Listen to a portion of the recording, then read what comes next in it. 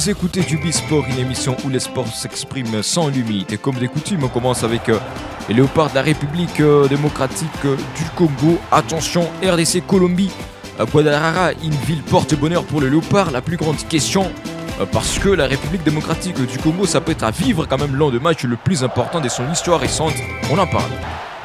Attention, dans la nuit du mardi 23 au mercredi 24 juin, à partir des 3h juste heure de la ville de Kinshasa, 4h juste heure de la ville de Goma, les Léopards affronteront quand même la Colombie au stade des Zapopan à Guadalajara dans les cadres de la deuxième journée du groupe K de la Coupe du Monde 2026.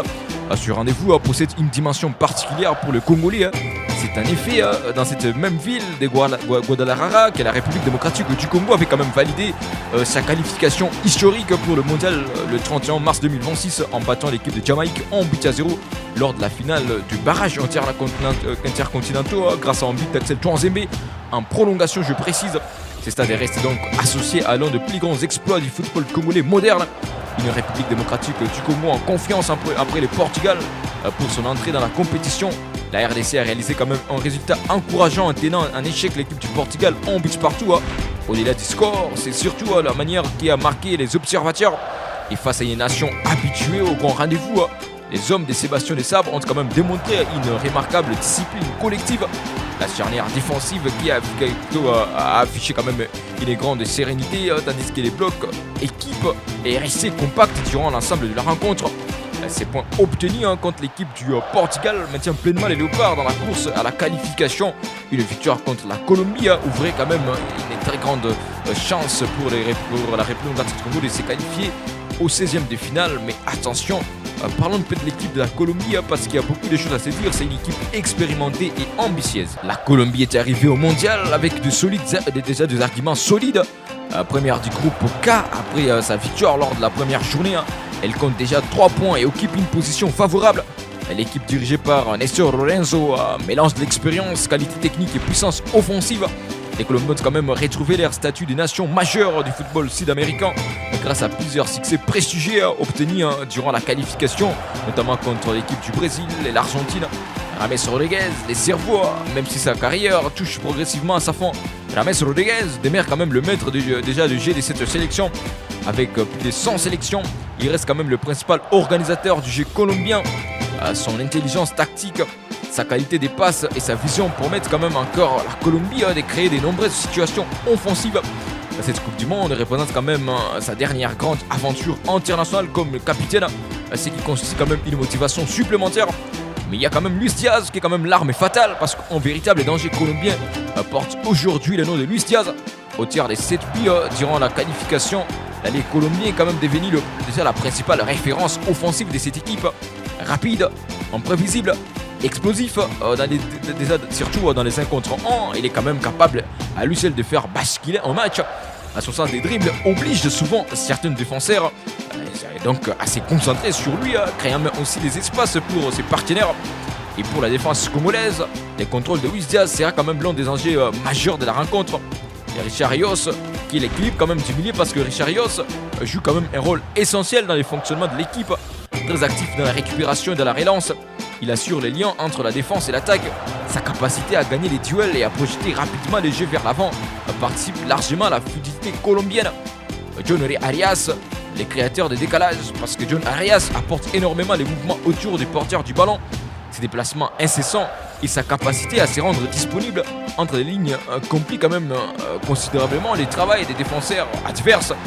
Juan Fernando Quintero, le magicien, il faut le dire, parce que même lorsqu'il débute sur le banc, Juan Fernando Quintero demeure aussi une arme redoutable pour l'équipe de la Colombie. Sa qualité technique exceptionnelle lui permet quand même de débloquer une rencontre par une passe décisive ou soit sur un coup franc parfaitement exécuté.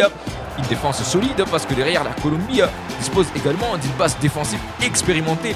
Davinson Sanchez apporte quand même son expérience de haut niveau tandis que John Luchumi offre beaucoup de sérénité dans les relances. Et sur les côtés, Daniel Munoz et Johan Modica participent aussi activement déjà dans la phase offensive tout en conservant une importante activité défensive. Et dans les buts, David Ospina reste quand même une référence grâce à son expérience internationale.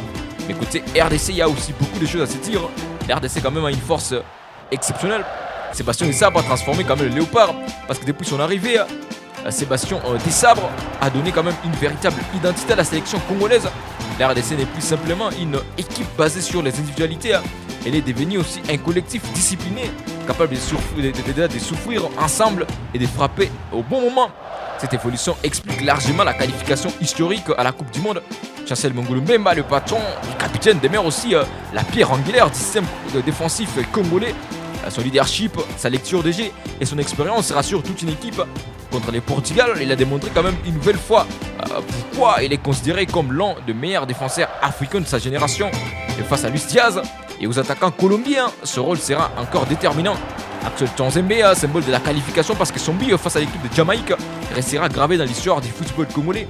Au-delà de ces moments historiques, il apporte puissance physique, concentration et polyvalence à la défense congolaise.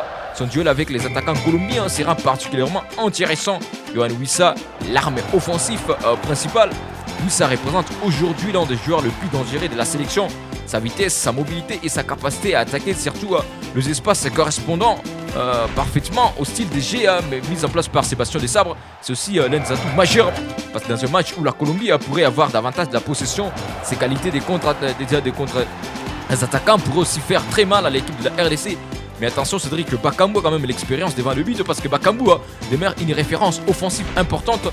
Son expérience des grandes compétitions et son sens des placements peuvent aussi faire la différence à une seule occasion et face à une défense colombienne. Expérimenté surtout, sa capacité à exploiter les moindres espaces sera précieuse. Et donc c'est une bataille tactique qui s'annonce. Sur le plan tactique, la rencontre s'annonce passionnante. La Colombie aime construire, monopoliser même le ballon et faire parler de sa qualité technique. Et la République démocratique du Congo, elle scelle dans l'organisation défensive, la récupération, la transition rapide. La Colombie cherchera aussi à imposer son rythme grâce à James Rodriguez, Richard Rios, également John Arias. Les Congolais tenteront probablement de rester compacts, surtout avant de profiter de la vitesse de Yohan Wissa et de l'expérience de Cédric Bakambu pour surprendre quand même la défense adverse. La clé du match pourrait se situer dans les couloirs où le montée offensive des latéraux colombiens pourrait aussi laisser des espaces exploitables pour déjà les contre-attaques congolaises. Mais pour la situation de groupe K, je précise que l'équipe de Colombie occupe la première place avec 3 points, suivi du Portugal 1 point, RDC également, l'Ouzbékistan 0 points. Et donc la Colombie peut quasiment assurer sa qualification en cas de victoire. La RDC peut aussi réaliser aussi une immense opération en s'imposant, ce qui lui permettra aussi d'aborder la dernière journée dans une position très favorable. Et donc Colombie RDC, match à suivre sur UB FM 89.5 MHz à partir des 4h juste. Et nous, ça sera dans la soirée du mardi à mercredi à 4h juste. Ça sera un match vraiment à prendre à partir des 4h juste, 89.5 MHz et sur télévision UBTV. Et donc n'hésitez pas aussi à nous envoyer vos pronostics au 099 80 75 927. Merci mesdames et messieurs d'avoir suivi cette vidéo. Je vous invite à vous abonner massivement et surtout ne pas oublier d'activer la cloche de notification pour ne rien rater de nos prochaines vidéos. Merci.